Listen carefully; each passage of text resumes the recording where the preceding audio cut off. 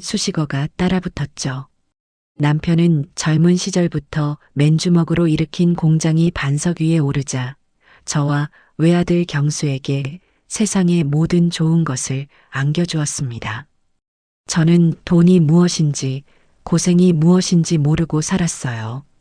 제 역할은 그저 남편이 마련해준 안락한 울타리 안에서 경수를 바르고 훌륭하게 키워내는 것뿐이었죠. 남편은 늘 입버릇처럼 말했어요. 경수가 자신의 뒤를 이어 이 거대한 기업을 더 크게 키워주길 바란다고요. 하지만 경수는 아비의 기대를 따라주지 못했습니다. 경영에는 도무지 흥미를 붙이지 못했고 그저 아버지의 재산을 미천 삼아 편하게 사는 길을 택했죠. 남편이 갑작스럽게 세상을 떠난 후 저는 회사 경영을 전문 경영인에게 맡기고 막대한 유산을 관리하며 조용히 살아왔습니다. 제 유일한 바람은 이제 경수가 좋은 짝을 만나 대를 잇고 그 아이가 할아버지의 유업을 이어주는 것이었어요. 그렇게 아들은 번듯한 집안의 딸이라는 이영지를 며느리로 맞아들였고 저는 제 인생의 마지막 과업마저 끝냈다고 생각했습니다. 이제 정말 손주 재롱이나 보며 남은 생을 평화롭게 보내는 일만 남았다고 믿었죠. 하지만 그 평화는 그리 오래가지 않았어요. 선선한 바람이 불어오던 어느 가을날 저녁 고요했던 제 저택에 균열의 소리가 들려오기 시작했습니다. 어머니, 저희 왔어요. 현관문이 열리고 아들 내외가 들어섰어요. 평소와 달리 두 사람의 얼굴에는 무거운 그늘이 드리워져 있었죠. 특히 며느리 영지의 얼굴은 금방이라도 폭풍우가 쏟아질 듯 잔뜩 찌푸려져 있었고 눈가는 붉게 상기되어 있었습니다. 저는 거실 소파에 앉아 차를 마시고 있다가 심상치 않은 분위기를 감지하고 자리에서 일어났어요. 어서 오너라. 무슨 일 있는 게냐? 둘 다 표정이 왜 그래? 제 걱정스러운 물음에 영지는 대답 대신 와락 눈물을 터뜨리며 그 자리에 주저앉아 버렸어요. 아들 경수는 당황한 기색으로 아내의 어깨를 감싸 안으며 어쩔 줄 몰라 했죠. 저는 가슴이 철렁 내려앉았습니다. 젊은 부부 사이에 무슨 큰일이라도 생긴 건가? 혹시 사업에 문제가 생긴 건 아닐까? 온갖 불길한 상상이 꼬리를 물고 이어졌어요. 영지야, 왜 그러는 거니? 경수야, 너가 어서 말을 해보거라. 대체 무슨 일이냐? 제가 다그치자 경수는 깊은 한숨을 내쉬며 힘겹게 입을 열었습니다. 어머니, 저희 이대로는 정말 못 살 것 같아요. 뭐? 그게 무슨 소리야? 너희 혹시 다툰 거니? 그런 차원의 문제가 아니에요. 영지가 너무 힘들어해요. 매일 밤 악몽에 시달리고 잠도 제대로 못 자고 있어요. 경수의 시선이 바닥에 쓰러져 흐느끼는 영지에게로 향했어요. 영지는 그 말을 기다렸다는 듯 더욱 서럽게 어깨를 들썩이며 울기 시작했죠. 저는 일단 영지를 일으켜 소파에 앉히고 등을 쓸어주며 달랬습니다. 아가, 괜찮다. 일단 진정하고 천천히 말해보렴. 무엇이 너를 이토록 힘들게 하는 거니? 한참을 울먹이던 영지는 천천히 고개를 들었어요. 정성껏 한 화장은 눈물로 범벅이 되어 있었고 그 모습은 처연하기 짝이 없었죠. 어머니, 제가 아버님이 남겨주신 이 소중한 가문을 이어야 하는데 저희가 이렇게 불안정한 환경에서 어떻게 대를 이을 아이를 생각하겠어요. 병원에 갔더니 의사 선생님이 그러시더라고요. 지금 사는 환경이 너무 스트레스가 심해서 임신이 어려운 상태라고요. 이 집, 저 집 전세로 떠돌아다니는 생활에 몸도 마음도 완전히 망가졌나 봐요. 어머니, 저 정말 경수 씨 닮은 늠름한 아들 낳아서 아버님께 보여드리고 싶은데 제 몸이 이래서 모든 게 허사가 될까봐 너무 무서워요. 가문, 대를 잇는 아이 아버님. 영지의 입에서 나온 단어들은 정확하게 제 심장을 겨누고 있었어요. 남편을 떠나보내고 유일한 희망으로 여기던 것이 바로 그것이었으니까요. 경수를 꼭 닮은 손주가 할아버지의 빈자리를 채워주고 남편이 평생을 바쳐 이룩한 모든 것을 이어가는 것. 그것만이 제게 남은 유일한 삶의 이유였습니다. 제 주변 지인들이 손주들의 사진을 보여주며 행복해할 때마다 저는 애써 미소 지으며 축하해 주었지만 속으로는 늘 시커멓게 타들어가는 질투와 조급함을 느껴야 했죠. 영지는 바로 제 그 가장 약한 부분을 정확히 파고들고 있었습니다. 집 때문에 아이를 갖기 힘들다는 말이 사실이냐? 제 목소리가 저도 모르게 가늘게 떨려 나왔어요. 경수가 기다렸다는 듯 고개를 주걱거렸죠. 네, 어머니. 의사 말이 아주 틀린 말은 아닌 것 같아요. 2년마다 이사갈 걱정해야죠. 집주인 눈치는 또 얼마나 보이는지 아세요? 영지가 겉으로는 강한 척해도 속으로는 맘고생이 정말 심했던 모양이에요. 저희 힘만으로는 강남에 번듯한 집 한 채 마련하는 건 꿈도 꿀 수 없잖아요. 정말 죄송해요, 어머니. 다 제가 무능해서 그래요. 아버님 이름에 먹칠만 하고. 아들은 제 앞에서 고개를 푹 숙였습니다. 그 순간 제 머릿속의 모든 이성적인 회로가 끊어져 버렸어요. 손주를 볼 수만 있다면, 남편의 유업을 이을 후손만 얻을 수 있다면 하는 생각만이 안개처럼 피어올라 모든 것을 뒤덮어버렸죠. 내 아들, 내 며느리가 저렇게까지 고통스러워하는데 이 막대한 재산이 다 무슨 소용인가. 남편도 하늘에서 그걸 바랄 것이다. 그런 생각마저 들더군요. 일어나거라. 고개 숙이지 마. 너가 뭐가 무능해. 다 이 어미가 미리 챙겨주지 못한 탓이다. 저는 두 사람을 일으켜 세웠습니다. 그리고 제 인생을 송두리째 흔들게 될 약속을 하고 말았죠. 집 문제는 내가 해결해 주마. 그러니 너희는 아무 걱정 말고 어서 빨리 몸부터 추슬러서 아기 가질 준비나 하거라. 알겠느냐? 제 말이 떨어지자 영지의 울음소리가 거짓말처럼 멎었어요. 그녀는 눈물로 젖은 눈을 동그랗게 뜨고 저를 올려다보며 믿을 수 없다는 듯이 되물었죠. 어머니, 지금 정말이에요? 내가 한 입으로 두말하는 사람으로 보이니. 그 순간 저는 똑똑히 보았습니다. 영지의 젖은 눈동자 깊은 곳에서 아주 찰나의 순간이었지만 서늘한 안도감과 승리감이 교차하며 스쳐 지나가는 것을요. 하지만 손주에 대한 맹목적인 열망에 사로잡힌 저는 그 불길한 신호를 그저 제 착각이려니 하며 애써 외면하고 말았습니다. 그날 밤 아들 내외는 오랜만에 제 집에서 편안한 얼굴로 잠이 들었어요. 하지만 저는 어쩐지 밤새 뒤척이며 잠을 이룰 수가 없었습니다. 그리고 며칠이 채 지나지 않아 아들 내외는 마치 모든 것을 미리 준비해 둔 사람들처럼 저를 다시 찾아왔어요. 영지의 손에는 고급스러운 가죽 커버로 된 두툼한 책자 하나가 들려 있었죠. 척 보기에도 최고급 주택만을 다루는 부동산 브리핑 자료처럼 보였습니다. 어머니, 따뜻한 차 한 잔 드세요.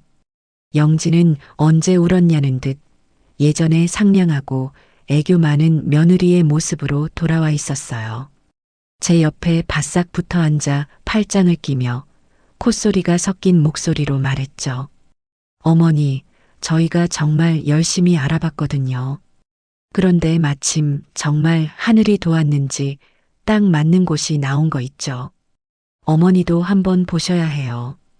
영지가 제 앞에 펼쳐 보인 책자에는 제가 지금껏 살아온 저택과는 또 다른 차원의 휘황찬란한 공간들이 담겨 있었어요. 높은 천장과 벽면 전체를 뒤덮은 통유리창, 그 너머로 그림처럼 펼쳐진 한강의 전경. 내부는 최고급 대리석과 희귀한 원목으로 마감되어 있었고 가구 하나하나가 예술작품처럼 보였죠. 마치 외국의 왕족이 사는 궁전의 사진을 보는 듯 했습니다. 여기가 어디인데 이리도 좋으냐? 집이 아니라 무슨 미술관 같구나.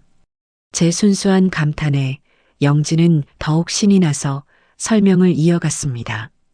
강남에서 요즘 제일 주목받는 최고급 주상복합의 펜트하우스예요. 대한민국 0.1%만 사는 곳이라고 생각하시면 돼요. 보안은 말할 것도 없고 입주민만 이용할 수 있는 스카이라운지에 인피니티 풀, 피트니스 센터, 프라이빗 영화관까지 다 갖춰져 있대요. 이런 완벽한 곳에서 살면 무슨 스트레스가 있겠어요? 몸도 마음도 저절로 건강해질 거예요. 그래, 좋아 보이는구나. 그래서 가격이 얼마라고 하더냐? 저는 조심스럽게 물었습니다. 영지는 기다렸다는 듯이 매니큐어를 곱게 칠한 손가락으로 책자의 한 부분을 정확하게 가리켰어요. 그곳에는 제 눈을 의심하게 만드는 현실감 없는 숫자가 선명하게 인쇄되어 있었죠. 50억 원. 남편이 남겨준 유산의 상당 부분을 차지하는 결코 가볍게 움직일 수 없는 거대한 금액이었습니다. 50억? 저도 모르게 튀어나온 제 목소리에 순간 거실의 공기가 싸늘하게 식었습니다. 제 반응에 당황한 경수가 황급히 변명을 늘어놓기 시작했죠. 어머니, 저희도 처음엔 너무 놀랐어요. 그런데 영지 말이 이왕이면 확실하게 좋은 환경을 만들어야 아이한테도 좋다는 거예요. 그리고 이 동네는 절대 가격이 떨어질 일이 없어서 오히려 가장 안전한 투자라고 하더라고요. 투자는 무슨 놈의 투자냐? 지금 너희가 살 집을 구하는 거지. 투기를 하자는 게 아니잖니. 이건 너무 과해. 상식 밖의 금액이다. 제가 단호하게 선을 긋자 영지의 얼굴에서 미소가 순식간에 사라졌습니다. 그녀는 제 팔을 감고 있던 팔짱을 스르르 풀더니 보란 듯이 제게서 한 뼘쯤 몸을 떨어뜨려 앉았어요. 그 미세한 움직임 하나가 저와 그녀 사이에 보이지 않는 벽을 만드는 것 같았죠. 어머니 결국 저희를 못 믿으시는 거였군요. 그런 뜻이 아니잖니. 금액이 너무 크다는 거지. 금액이요? 어머니, 솔직히 이 정도는 돼야 저희도 아버님 이름에 먹칠 안 하고 사는 거죠. 그리고 저희가 언제 어머니 돈을 날름 삼킨다고 했나요? 당연히 집 명의는 어머니 앞으로 해두셔야죠. 저희는 그냥 들어가서 얹혀 사는 것뿐이에요. 오히려 어머니의 소중한 재산을 저희가 안전하게 지켜드리는 셈이라고요. 저희 마음 편하자고 어머니 명의로 하자고 하는 걸 이렇게까지 의심하시면 저희도 정말 서운하고 비참해요. 영지의 목소리는 얼음장처럼 차가웠어요. 아버님 이름에 먹칠 어머니 재산 안전하게 지켜드린다. 그녀가 뱉어내는 단어 하나하나가 예리한 칼날이 되어 제 심장을 후벼 팠습니다. 마치 제가 아들 내외의 앞길을 가로막는 욕심 많고 속 좁은 늙은이가 된 기분이었죠. 옆에 있던 경수는 아내의 서슬 퍼런 기세에 눌려 안절부절 못하며 제 눈치만 살피고 있었습니다. 영지야, 말이 너무 심하잖아. 어머니가 그런 뜻으로 하신 말씀이 아닌데. 뭐가 심해? 내가 틀린 말이라도 했어? 당신은 좀 가만히 있어봐. 이건 어머니랑 나랑 풀어야 할 문제니까. 영지는 경수의 말을 매몰차게 잘라내버렸어요. 그리고 다시 저를 똑바로 응시하며 최후 통첩을 하듯 말했죠. 어머니, 솔직하게 마지막으로 여쭐게요. 저 이 집 아니면 안 돼요. 아니, 못 살아요. 어머니께서 약속하셨잖아요. 저희 아이 가질 수 있게, 저희 행복하게 살 수 있게 도와주시겠다고. 그런데 이제 와서 이러시면 저희는 어떡하라고요.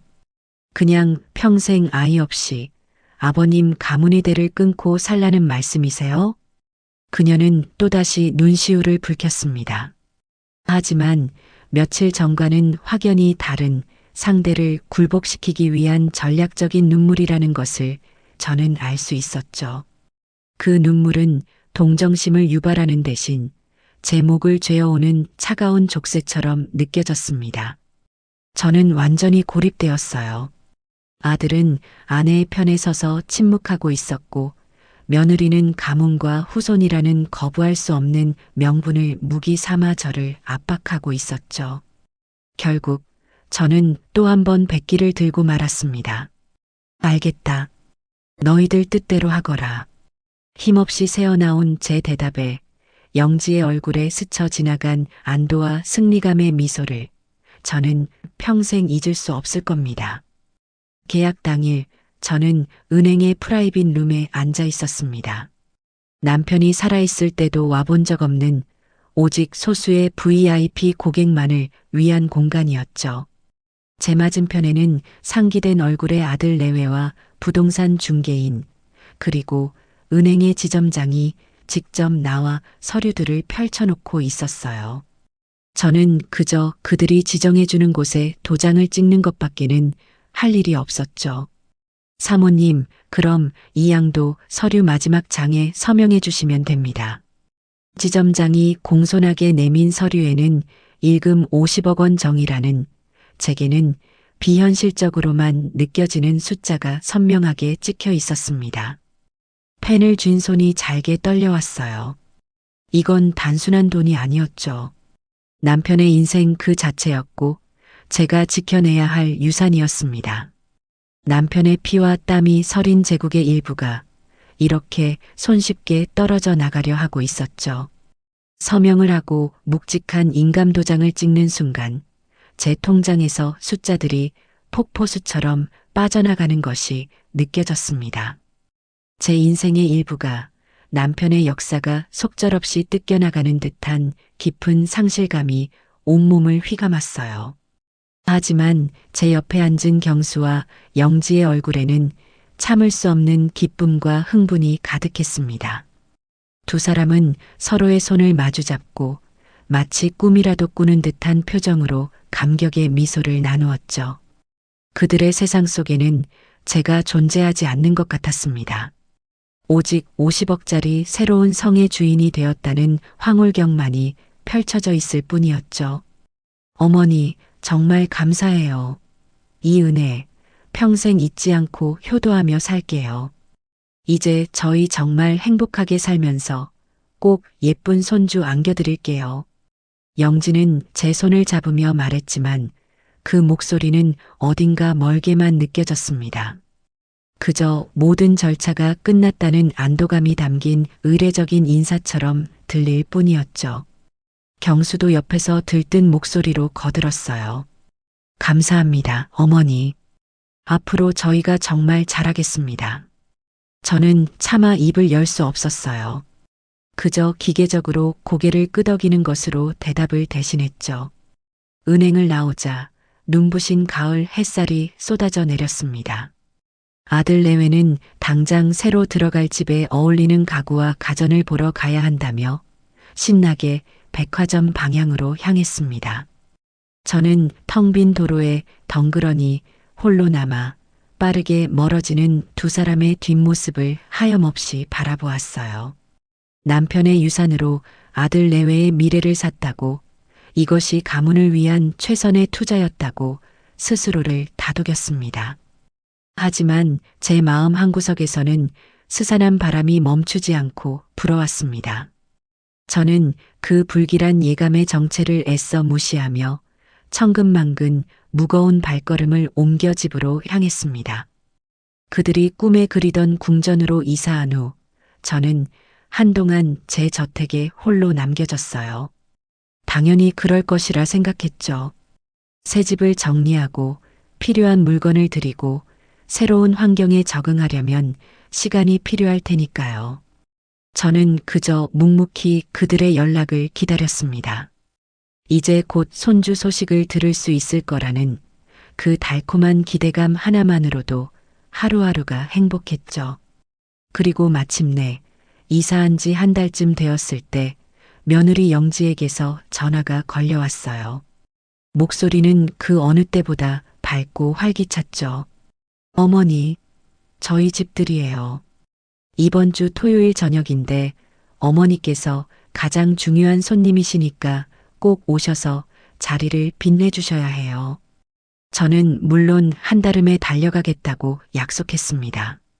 제 평생의 노력이 담긴, 아니 남편의 유산이 담긴 그 집이 어떻게 꾸며졌을지 궁금하기도 했고, 무엇보다 아들 내외의 행복한 모습을 제 눈으로 직접 확인하고 싶었으니까요.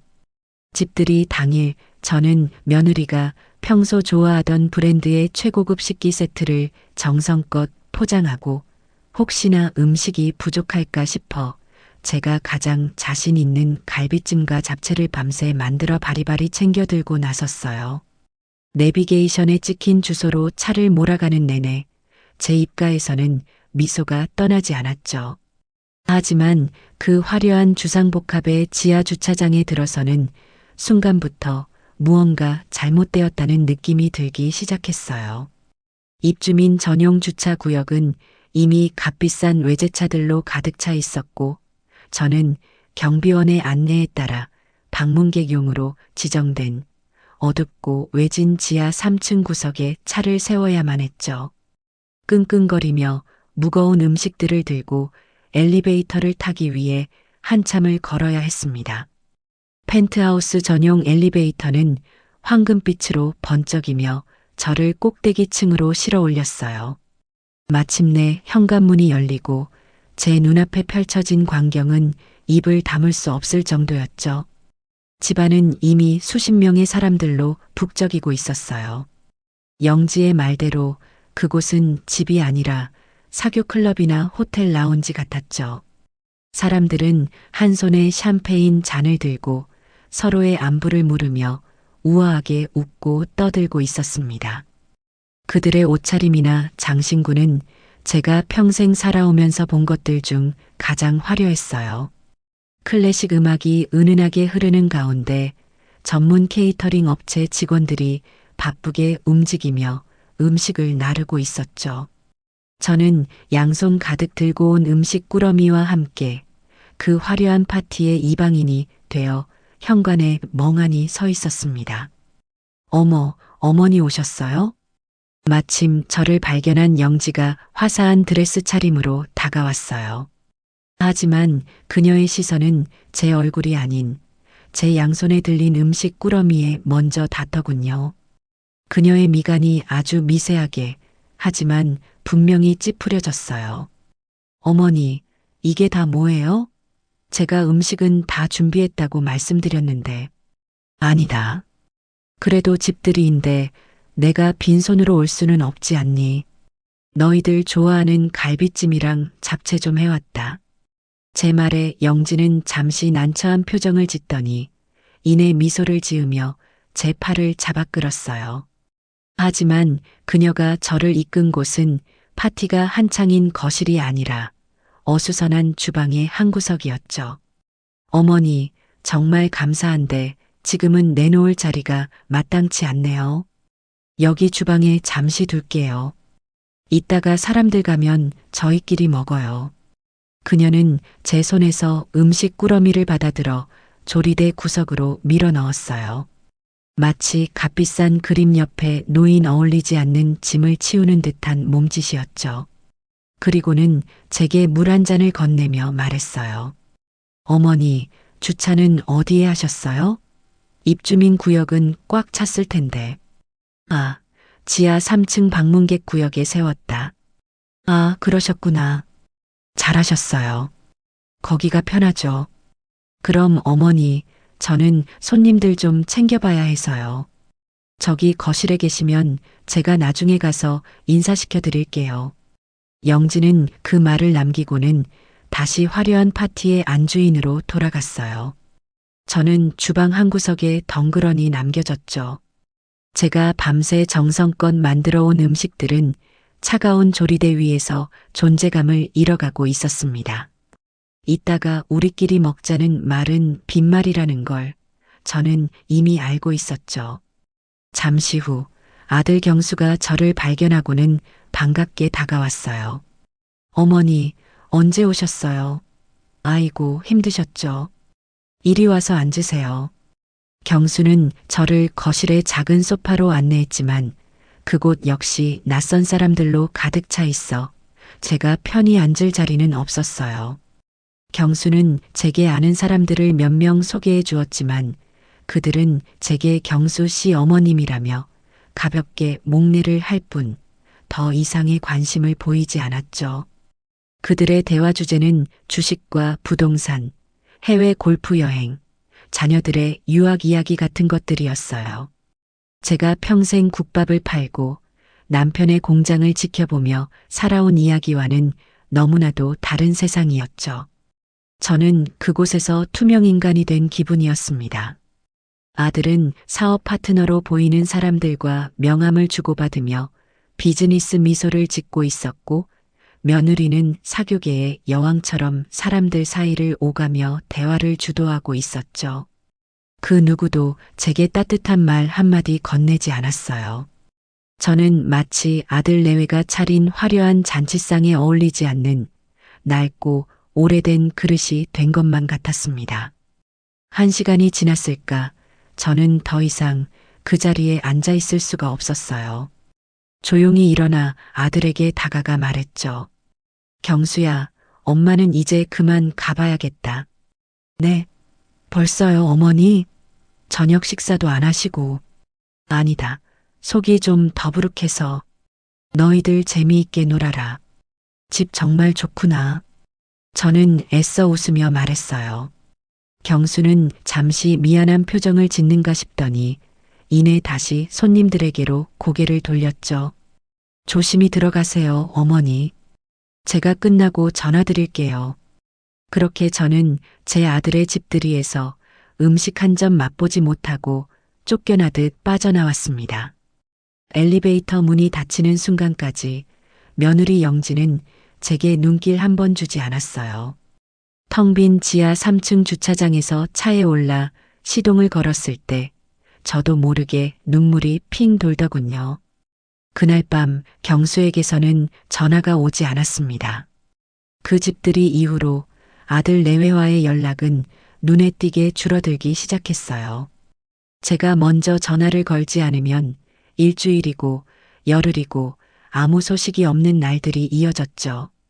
전화를 걸어도 그들의 반응은 늘 한결같았습니다. 여보세요? 엄마. 웬일이야? 수화기 너머로 들려오는 아들의 목소리는 늘 무언가에 쫓기는 사람처럼 바쁘고 건조했어요. 별일은 아니고 그냥 밥은 먹고 다니나 궁금해서 전화했지. 아, 그럼. 나 지금 회의 들어가야 해서. 이따가 내가 전화할게. 하지만 아들이 말한 이따가는 결코 오지 않았습니다. 며느리 영지에게 전화를 거는 것은 더 큰 용기가 필요한 일이었죠. 그녀는 노골적으로 귀찮다는 티를 냈으니까요. 어머니, 안녕하세요. 무슨 일 있으세요? 아가, 잘 지내니? 몸은 좀 어떻고? 좋은 소식은 아직 없는 게냐? 손주 이야기를 꺼낼 때마다 영지의 목소리는 한 톤 차가워졌어요. 어머니, 그런 건 하늘이 정해주시는 거예요. 저희도 노력하고 있으니까 너무 재촉하지 마세요. 그런 전화가 오히려 저한테는 스트레스인 거 아세요? 저 지금 고객이랑 미팅 중이라서요. 용건 있으시면 문자로 남겨주세요. 딸깍하고 전화가 끊어지고 나면 제 손에는 차가운 수화기와 함께 깊은 허탈감만이 남았습니다. 그들이 말하는 회의와 미팅이 전부 사실일 수도 있겠죠. 젊은 사람들이니 얼마나 바쁘겠어요. 하지만 일주일에 단 한 번, 아니 2주에 한 번이라도 진심 어린 안부 전화 한 통 해주는 게 그렇게 어려운 일일까요? 50억짜리 집을 사주기 전에는 주말마다 찾아와 제 어깨를 주무르며 살갑게 굴던 그들이었는데 말이죠. 저는 점점 더 외로워졌습니다. 넓은 저택에 홀로 남아 창밖을 바라보는 시간이 길어졌어요. 아들 내외가 이사 가기 전에는 텅 비어있던 주말 식탁이 이제는 너무나도 크고 공허하게 느껴졌죠. 저는 그들이 좋아하던 반찬들을 만들어 놓고 하염없이 기다리기도 했습니다. 혹시라도 예고 없이 찾아오지 않을까 하는 헛된 기대감 때문이었죠. 하지만 음식은 늘 제 차지였고 며칠이 지나면 결국 음식물 쓰레기통으로 향해야만 했습니다. 그러던 어느 날 남편의 기일이 다가왔어요. 저는 남편이 떠난 후 단 한 번도 기일을 허투루 보낸 적이 없었습니다. 남편이 생전에 좋아하던 음식들을 정성껏 준비해서 조용히 그를 추억하는 것이 저만의 방식이었죠. 결혼 후에는 경수와 영지도 늘 함께 했습니다. 저는 당연히 올해도 그럴 것이라 생각했어요.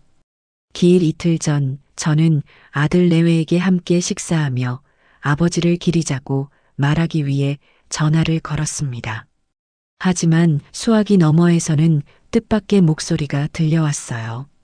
고객이 전화를 받을 수 없어 음성 사서함으로 연결됩니다.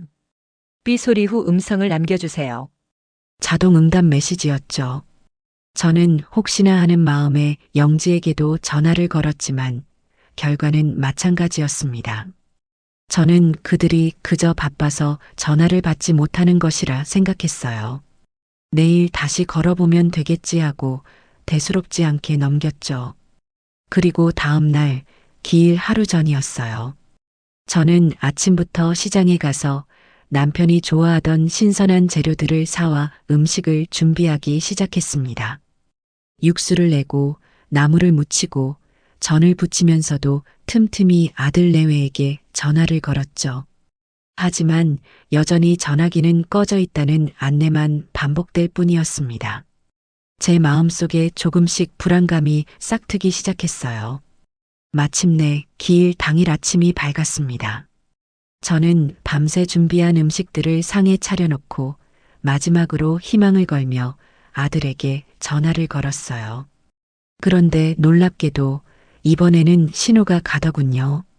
몇 번의 연결음 끝에 잠이 덜 깬 듯한 아들의 목소리가 들려왔습니다. 여보세요. 경수야, 너 어디야? 왜 이렇게 전화를 안 받아? 오늘 무슨 날인지는 알고 있니? 저는 저도 모르게 목소리를 높였습니다. 제 다급한 목소리에 아들은 잠시 침묵하더니 당황한 듯 더듬거리며 말했죠. 아, 엄마. 그게 오늘이 아버지 기일이었나? 뭐, 그걸 지금 말이라고 하니. 너희들 당장 어디야? 어서 이리로 건너오지 못해. 저는 분노로 온몸이 떨려왔어요. 그런데 수화기 너머로 아들의 목소리 대신 짜증이 가득 섞인 며느리 영지의 목소리가 끼어들었죠. 어머니, 저희 지금 홍콩이에요. 그런 중요한 날이었으면 미리 말씀을 해주셨어야죠. 저희도 저희 스케줄이라는 게 있는데 어떻게 당일 아침에 이렇게 다짜고짜 화부터 내세요? 홍콩. 그 한 단어가 제 머리를 망치로 내려치는 것 같았습니다. 홍콩? 너희가 지금 홍콩에 왜 가 있어? 아버지 기일인 걸 몰랐다는 게 말이 되니? 어머, 저희가 세상 모든 기념일을 어떻게 다 기억해요? 그리고 경수 씨 중요한 비즈니스 미팅 때문에 온 거예요. 어머니는 아들 앞길이 잘 풀리는 것보다 제사상 차리는 게 더 중요하신가 봐요. 영지의 목소리에는 일말의 미안함도 담겨 있지 않았어요. 오히려 모든 것이 제 탓이라는 듯 저를 나무라고 있었죠. 저는 기가 막혀서 아무 말도 할 수가 없었습니다. 수화기 너머로 영지가 경수에게 말하는 소리가 들려왔어요. 당신은 빠져 있어.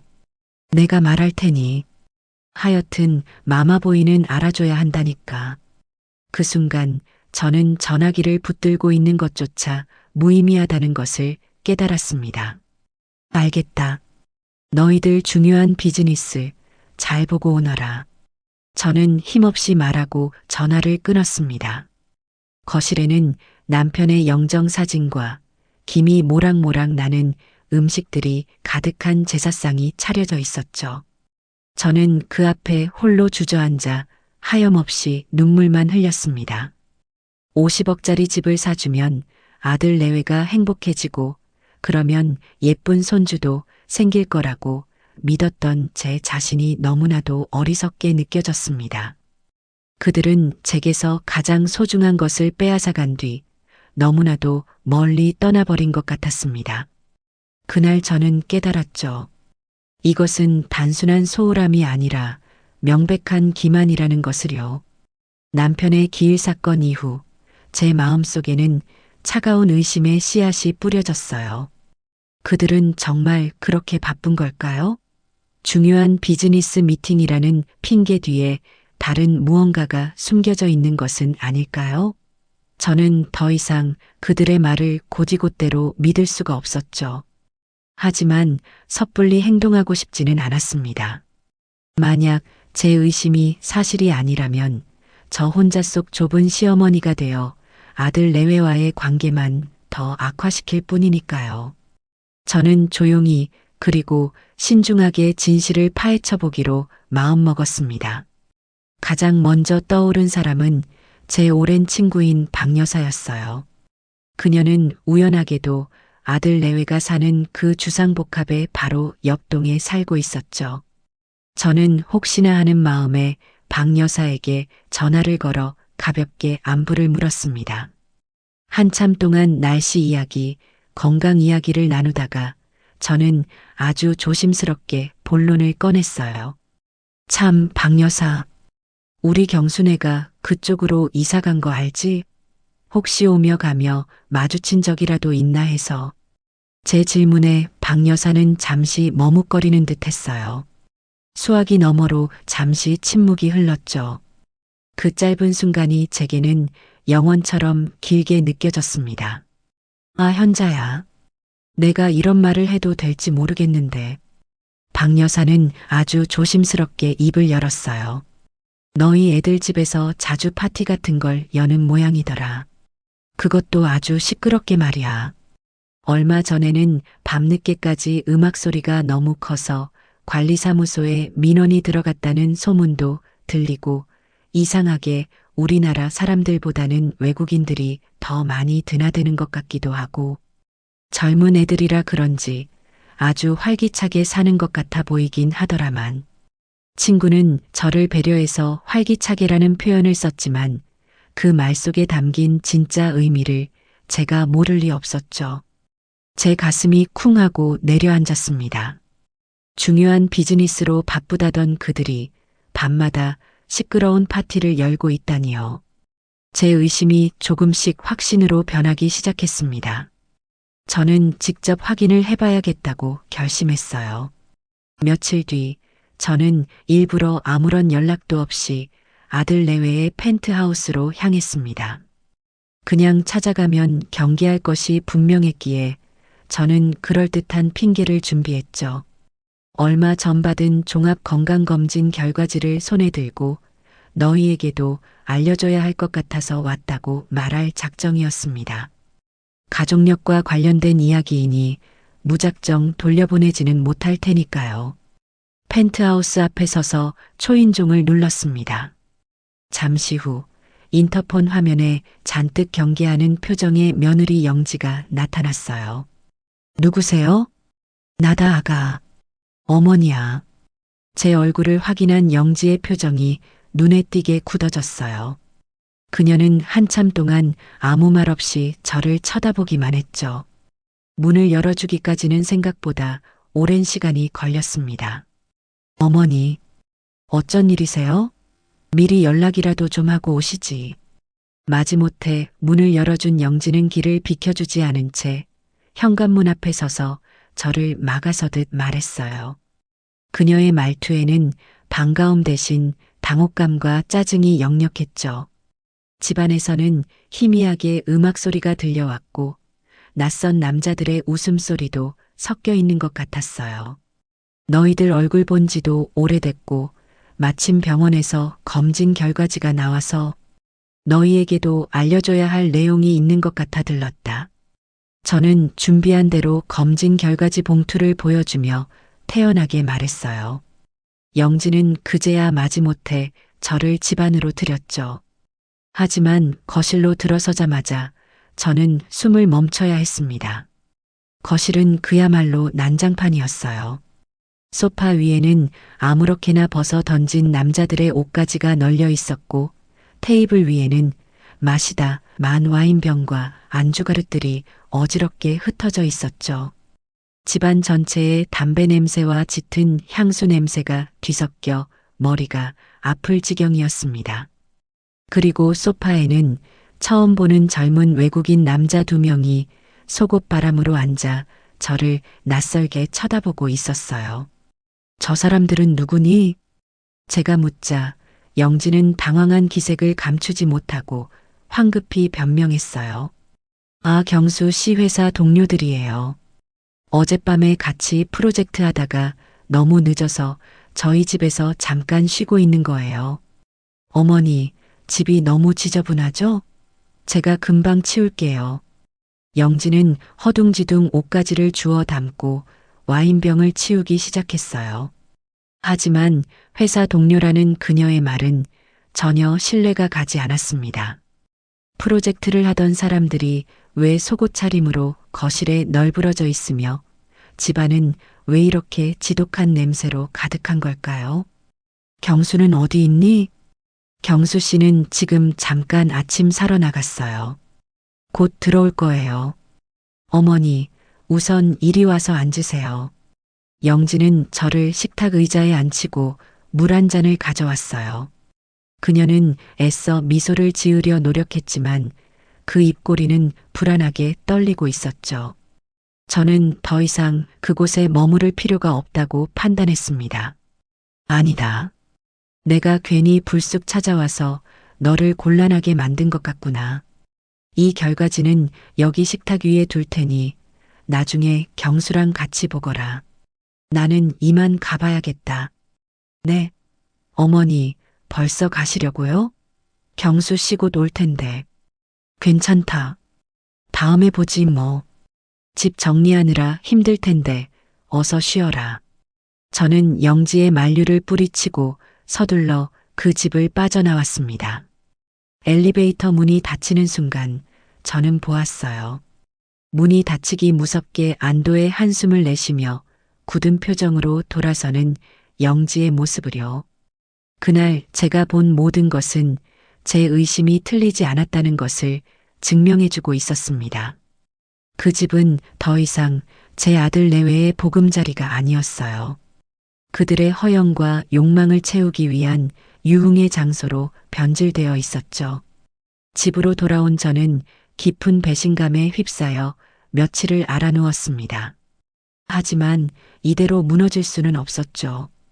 저는 결정적인 증거를 찾아야만 했습니다. 감정적인 호소나 분노는 그들에게 아무런 효과가 없다는 것을 이미 깨달았으니까요. 저는 그들의 위선을 만천하에 드러낼 수 있는 빼도 박도 못할 증거가 필요했습니다. 그러던 중 문득 제 조카딸의 말이 떠올랐어요. 요즘 젊은 사람들은 SNS라는 곳에 자신의 일상을 사진으로 찍어 올리며 자랑한다는 이야기였죠. 저는 곧장 컴퓨터를 잘 다루는 조카딸에게 연락해 도움을 청했습니다. 그리고 얼마 지나지 않아 조카딸은 아주 쉽게 며느리 영지의 SNS 계정을 찾아내 저에게 보여주었죠. 그곳은 그야말로 별천지였습니다. 영지의 SNS는 온갖 명품 가방과 시계, 값비싼 레스토랑의 음식 사진, 그리고 호화로운 파티 사진들로 가득 차 있었어요. 제가 사준 50억짜리 펜트하우스를 배경으로 수영복 차림의 친구들과 샴페인을 터뜨리는 사진도 있었죠. 회의 중이라며 제 전화를 끊었던 날에는 명품 매장에서 쇼핑백을 양손 가득 들고 찍은 사진이 올라와 있었고, 고객 미팅이라던 날에는 최고급 호텔 스파에서 마사지를 받고 있는 사진이 버젓이 올라와 있었습니다. 분노로 손이 부들부들 떨려왔지만 저는 스크롤을 멈추지 않았습니다. 그리고 마침내 제 심장을 먹게 만드는 사진 한 장을 발견하고 말았죠. 남편의 기일 바로 다음 날 올라온 사진이었어요. 홍콩의 야경이 한눈에 들어오는 최고급 호텔 스위트룸에서 아들 경수와 며느리 영지가 다정하게 머리를 맞대고 와인잔을 부딪히고 있는 사진이었죠. 사진 밑에는 이런 글이 적혀 있었어요. 급하게 온 출장인데 일이 생각보다 너무 잘 풀리네. 역시 난 능력 있는 여자. 남편, 우리 앞으로 더 행복하자. 중요한 비즈니스 미팅의 실체는 바로 이것이었습니다. 그들은 아비의 기일조차 잊어버린 채 홍콩에서 호화로운 휴가를 즐기고 있었던 거죠. 저는 화면을 똑바로 쳐다볼 수가 없어서 눈을 감아버렸습니다. 하지만 가장 충격적인 것은 아직 남아 있었어요. 페이지를 계속해서 내리던 저는 몇 달 전 그들이 제게 돈을 받아갔던 효도 여행 게시물을 발견했습니다. 어머니, 저희가 돈을 모아서 어머니 모시고 유럽 효도 여행을 보내드리고 싶어요. 그런데 저희 돈만으로는 조금 부족해서 어머니께서 조금만 보태주시면 안 될까요? 라며 눈물까지 글썽이던 영지의 얼굴이 떠올랐죠. 저는 기특한 마음에 두둑한 현금 봉투를 쥐어주었습니다. 하지만 그들이 올린 사진 속에는 제 모습은 어디에도 없었어요. 대신 지중해의 눈부신 햇살 아래 거대한 크루즈선의 갑판 위에서 서로에게 오일을 발라주며 행복하게 웃고 있는 아들 내외의 모습만이 담겨 있었죠. 게시글에는 사랑하는 남편과 함께하는 지상낙원. 이런 게 바로 행복이지라는 문구가 달려 있었습니다. 그 순간 제 머릿속에 무언가가 툭 하고 끊어지는 소리가 들렸어요. 슬픔과 분노를 넘어선 차갑고도 서늘한 감정이 온몸을 지배하기 시작했습니다. 그동안 제가 가졌던 일말의 기대와 희망, 그리고 아들 내외에 대한 최소한의 애정마저 산산조각 나버렸죠. 그들은 제게 아들이고 며느리가 아니었습니다. 제 재산을 노리고 접근한 교활하고 탐욕스러운 사기꾼들이었을 뿐이죠. 이제 더 이상 망설일 필요가 없었습니다. 저는 그들이 제게 준 상처를, 아니, 그들이 저지른 죄에 대한 대가를 정확하게 돌려주기로 결심했습니다. 이것은 감정적인 복수가 아니에요. 제 인생과 남편의 유산을 지키기 위한 당연하고도 정당한 권리 행사가 될 겁니다. 지난 수십 년간 죽은 남편의 회사를 관리하며 수많은 위기를 넘겨왔던 제 안의 다른 자아가 깨어나는 기분이었죠. 감정에 휘둘려서는 아무것도 해결할 수 없다는 것, 이것은 철저하게 계산되고 계획된 비즈니스처럼 처리해야 한다는 것을 저는 본능적으로 깨달았습니다. 다음 날 아침 저는 남편의 서재에 앉아 있었습니다. 그리고 제 앞에는 남편의 오랜 법률 자문이자 제게는 아들처럼 셔츠를 다려주던 기억이 있는 이제는 백발이 성성한 김 변호사가 앉아 있었죠. 그는 제 전화를 받자마자 한달음에 달려와 주었어요. 저는 그에게 아무런 감정의 동요 없이 지난 몇 달간 있었던 모든 일들을 담담하게 설명했습니다. 50억짜리 펜트하우스를 사주게 된 경위부터 집들이에서의 냉대, 연락 두절, 그리고 SNS에서 발견한 충격적인 진실까지 제 이야기를 듣는 내내 굳은 표정을 유지하던 김 변호사는 모든 설명이 끝나자 깊은 한숨을 내쉬며 말했죠. 사모님, 그동안 마음고생이 정말 심하셨겠습니다. 진작 제게 말씀하시지 그러셨어요. 아니요, 김 변호사. 이제 와서 지난 일을 후회하고 슬퍼하자는 게 아닙니다. 저는 지금 이 문제를 가장 깔끔하고 확실하게 처리할 방법을 찾고 싶어요. 그래서 김 변호사를 부른 겁니다. 제 단호한 말투에 김 변호사는 제 눈을 똑바로 바라보며 고개를 끄덕였습니다. 그의 눈빛에는 안타까움과 함께 제 결정을 존중하는 굳건한 신뢰가 담겨 있었죠. 네, 사모님. 말씀하세요. 제가 무엇을 도와드리면 되겠습니까? 우선 그 집의 법적인 소유권 관계부터 명확히 하고 싶습니다. 등기부등본 상 그 펜트하우스는 온전히 제 이름으로 되어 있는 것이 맞지요? 아들이나 며느리에게 조금이라도 권리가 넘어간 부분은 없고요. 물론입니다, 사모님. 제가 계약 당시 모든 서류를 재차 확인했습니다. 그 부동산의 소유권은 100% 사모님 단독 명의로 되어 있습니다. 아드님 내외는 그저 사모님의 허락하에 거주하고 있는, 법적으로는 단순한 사용대차 관계에 불과합니다. 따라서 사모님께서 원하신다면 언제든지 그들을 퇴거시키고 부동산을 처분하실 수 있는 완전한 권리를 가지고 계십니다. 김 변호사의 명확한 답변을 듣고 나자 제 마음은 더욱 확고해졌습니다. 저는 제가 쥐고 있는 가장 강력한 패를 다시 한번 확인한 셈이었죠. 좋습니다.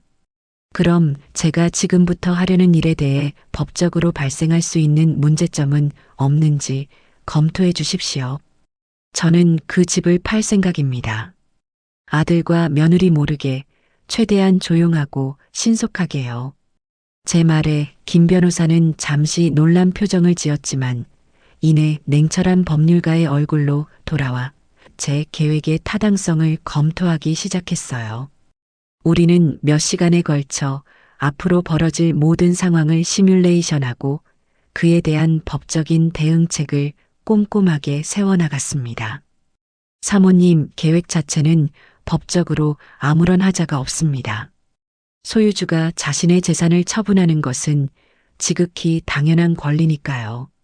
다만 아드님 내외가 점유하고 있는 상태에서 매각을 진행할 경우 나중에 명도소송 등으로 일이 시끄러워질 가능성을 배제할 수는 없습니다.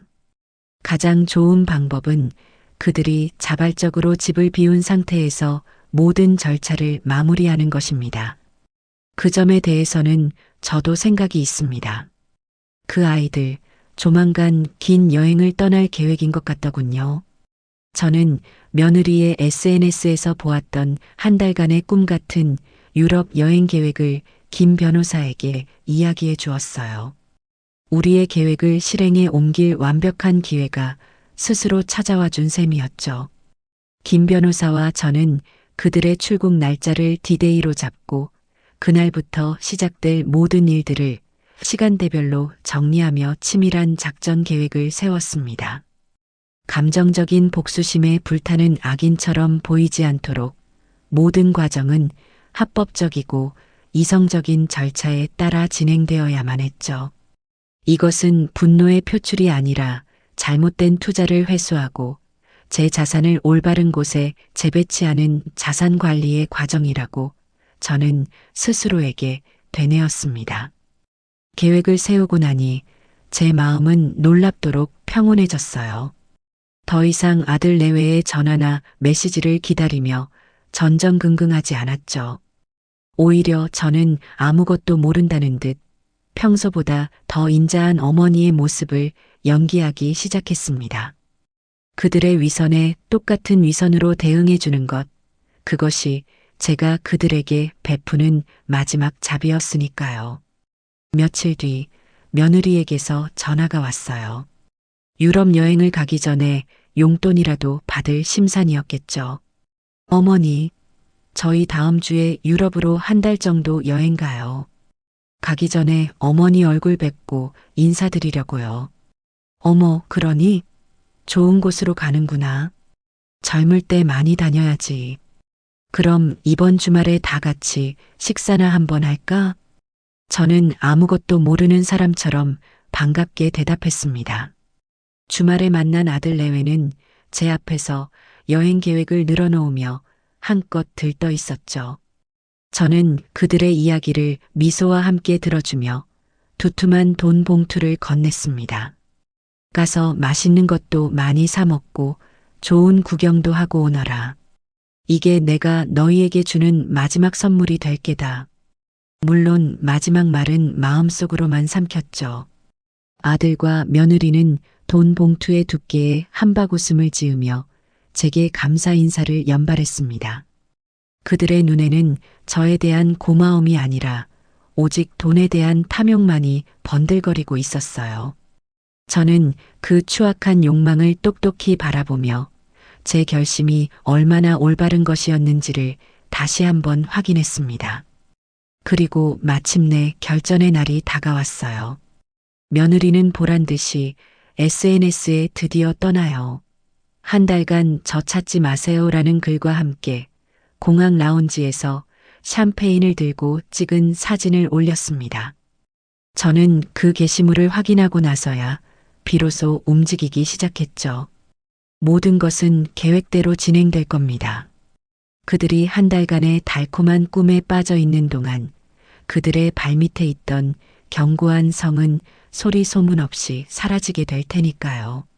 저는 김 변호사에게 전화를 걸어 작전 개시를 알리는 짧고 단호한 한마디를 전했습니다. 김 변호사, 시작합시다. 그날 이후 저는 더 이상 과거에 얽매여 눈물 찢는 나약한 늙은이가 아니었습니다. 제 인생의 운전대를 되찾아온 단단하고 현명한 정연자로 다시 태어난 것이죠. 그들이 유럽의 고성에서 허황된 꿈을 꾸고 있을 때 저는 제 인생의 성을 다시 쌓아 올리기 위한 첫 번째 벽돌을 조용히 그리고 힘차게 쌓아 올리고 있었습니다. 그 벽돌에는 후회나 미련 같은 감정의 시멘트 대신 결단과 지혜라는 차가운 강철만이 단단하게 박혀 있었죠. 폭풍우가 몰려오기 전에 고요함, 그것이 바로 제 새로운 시작을 알리는 서곡이었습니다.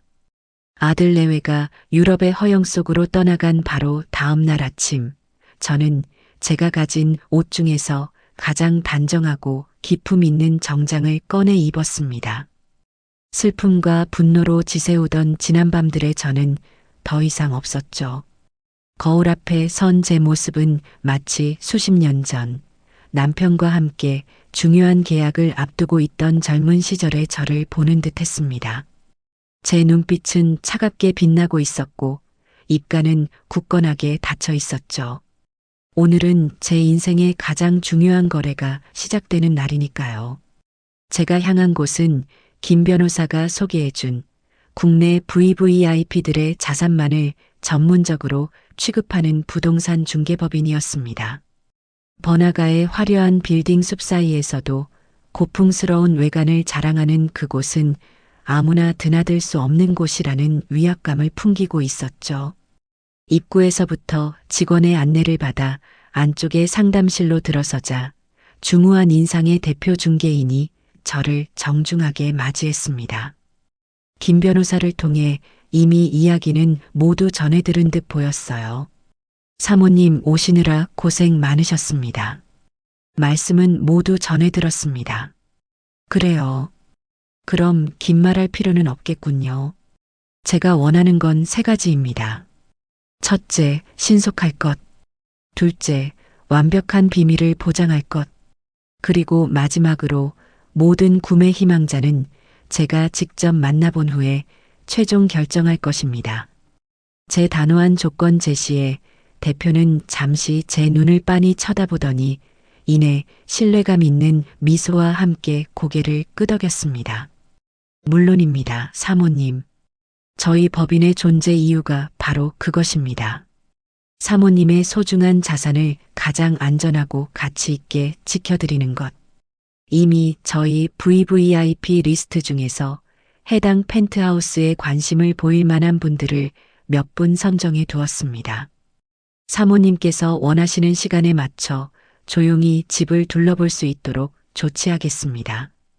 모든 것은 일사천리로 진행되었습니다. 그들은 제가 생각했던 것 이상으로 유능하고 신속했죠.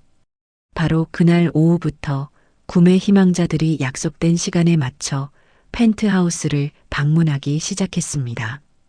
저는 미리 관리사무소에 이야기를 해두고 제가 직접 그들을 맞이했죠. 아들 내외가 어지럽혀 놓은 집은 제가 부른 청소 전문 업체 직원들이 몇 시간에 걸쳐 완벽하게 정리해 둔 상태였습니다. 마치 아무도 살지 않았던 모델하우스처럼 집은 차갑고 정적인 아름다움을 뽐내고 있었죠. 첫 번째로 찾아온 사람은 젊은 나이에 IT 사업으로 큰 돈을 벌었다는 청년이었습니다. 그는 명품으로 휘감은 채 거들먹거리며 집 안으로 들어서더니 대뜸 손가락으로 거실 벽을 가리키며 말했죠. 구조는 나쁘지 않은데 인테리어가 좀 올드하네. 이쪽 벽은 다 허물고 통유리로 바꿀 수 있나? 그리고 저쪽 방은 터서 스크린 골프장으로 만들면 딱 좋겠는데. 그는 집의 가치나 본질에는 아무런 관심이 없어 보였어요. 오직 자신의 부를 과시하기 위한 장식품 정도로 여기는 듯했죠. 저는 아무 말 없이 미소만 지으며 그를 배웅했습니다. 그리고 곧바로 대표에게 전화를 걸어 말했죠. 이 사람은 아닙니다. 두 번째 방문객은 중년의 사업가 부부였습니다. 그들은 집을 꼼꼼하게 둘러보며 자재 하나하나의 품질을 따지고 한강 조망의 가치를 돈으로 환산하는 데 여념이 없었죠. 그들의 대화는 온통 이 집을 어떻게 되팔아 더 큰 차익을 남길 수 있을까에 대한 이야기뿐이었습니다. 저는 그들에게서 제 아들과 며느리의 그림자를 보았어요. 집을 사랑하고 아끼는 공간이 아닌 탐욕을 채우기 위한 수단으로만 여기는 그 차가운 눈빛을요. 그들 역시 제 선택지에서 조용히 지워졌습니다. 몇몇 사람이 더 다녀갔지만 제 마음을 움직이는 사람은 나타나지 않았어요. 저는 조금씩 조급해지기 시작했죠. 아들 내외가 돌아오기까지 남은 시간은 한 달. 그 안에 모든 것을 끝내야만 했습니다. 바로 그때 대표에게서 한 통의 전화가 걸려왔어요. 사모님, 정말 죄송하지만 딱 한 팀만 더 만나보시면 어떨까요? 사실 그분들은 예산이 50억에는 조금 미치지 못해서 제가 리스트에서 제외했었는데 제가 아는 분들 중에 가장 집을 소중히 여길 분들이라는 생각이 들어서요. 젊은 의사 부부인데 아이 둘을 키우며 정말 성실하게 살아가는 사람들입니다. 저는 잠시 고민하다가 결국 그들을 만나보기로 했습니다. 그리고 그것은 제 인생 최고의 선택 중 하나가 되었죠. 약속된 시간에 도착한 젊은 부부는 수수한 옷차림에 선한 인상을 가지고 있었어요. 그들의 손에는 어린 딸과 아들이 각각 들려 있었죠. 부부는 집 안으로 들어서자마자 감탄사를 연발했지만 그들의 눈빛은 이전 방문객들과는 확연히 달랐습니다. 여보, 저 창문 좀 봐. 우리 아이들이 저 창가에 앉아서 책 읽는 모습을 상상하니까 너무 행복하다. 아내 되는 분이 남편의 팔을 잡으며 속삭였어요. 남편은 고개를 끄덕이며 집안 구석구석을 아이들과 함께 둘러보았죠. 아빠, 내 방은 어디야? 여기서 살면 나 이제 동생이랑 안 싸우고 방같이 써도 돼? 어린 딸의 천진난만한 질문에 집안에는 따뜻한 웃음이 번졌습니다. 그들은 제게 다가와 정중하게 인사를 건넸어요. 사모님, 정말 그림 같은 집이네요. 사실 저희 형편에는 조금 무리인 줄 알면서도 아이들에게 안정되고 좋은 환경을 만들어주고 싶은 마음에 용기를 내서 찾아왔습니다. 혹시라도 저희가 이 집에 살게 된다면 정말 소중하게 아끼고 가꾸며 살겠습니다. 저는 그들의 진심 어린 눈빛에서 제가 잊고 있었던 가족과 집의 진짜 의미를 보았습니다. 이 집은 더 이상 탐욕과 허영의 상징이 아니라 이 선량한 가족의 행복한 보금자리가 되어야 마땅했죠. 저는 그 자리에서 결심을 굳혔습니다. 대표님께는 제가 따로 말씀드리겠습니다. 이 집 당신들께 팔겠습니다. 제 말에 젊은 부부는 자신들의 귀를 의심하는 듯한 표정을 지었어요. 네. 하지만 저희는 가격을 맞춰드릴 형편이 알고 있습니다. 제가 조금 손해를 보면 되는 일이지요. 대신 조건이 하나 있습니다. 이 집을 투기의 대상으로 삼지 말고 당신들 가족이 오랫동안 행복하게 살아갈 공간으로 만들어주세요. 약속해 줄 수 있겠습니까? 부부는 감격에 겨워 눈시울을 붉히며 몇 번이고 제게 고개를 숙였습니다. 그날 바로 계약이 진행되었어요. 김 변호사의 사무실에서 만난 우리는 복잡한 법률 용어들이 오가는 딱딱한 분위기 속에서도 서로를 향한 따뜻한 신뢰를 잃지 않았죠. 저는 시세보다 조금 낮은 가격에 집을 넘기는 계약서에 망설임 없이 도장을 찍었습니다. 그리고 며칠 뒤 제 통장으로 40억이 훌쩍 넘는 거액의 돈이 입금되었죠. 저는 그 돈을 단 1원도 남기지 않고 김 변호사가 미리 만들어둔 아들 내외는 전혀 알지 못하는 새로운 신탁 계좌로 안전하게 옮겨두었습니다. 모든 거래가 끝난 후 저는 이제는 제 것이 아니게 된 펜트하우스에 마지막으로 한번 들렀습니다.